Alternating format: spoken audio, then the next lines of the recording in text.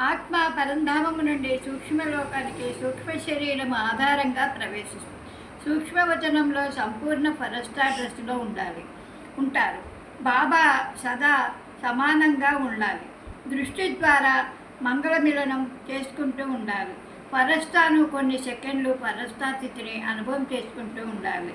ఇప్పుడు నేను ఫరస్తా సూక్ష్మవతనం నుండి ఆదిస్వరూప దేవతా స్వరూపంలోనికి ప్రవేశిస్తూ ఉన్నాను. నేను ఆత్మను. స్వర్ణిమయుగములో దేవతా స్వరూపాన్ని ఉన్నాను అని అనుభవం చేసుకోవాలి. ఇలా కావాలి. ఇప్పుడు ఎంత మనోహరమైనది, సంపూర్ణ నిర్వికారి సర్వగుణ సంపన్న స్థితిలో ఉన్నాం. కొన్ని క్షణాలు అనుభవం చేసుకుంటూ ఉండాలి. నేను ఆత్మను. మరలా సత్యయుగం నుండి ద్వాపరయుగం వరకు నేను లోనికి ప్రవేశిస్తూ ఉంటాను. అందరూ నన్ను పూజిస్తూ ఉంటారు. వినాయకుడు సర్వదేవతల దర్శనం వస్తుంది.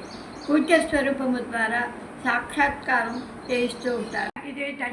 ఇది విన్నవారికి ధన్యవాదాలు. షేర్ చేయండి, లైక్ చేయండి, సబ్స్క్రైబ్ చేయడం మాత్రం మర్చిపోండి.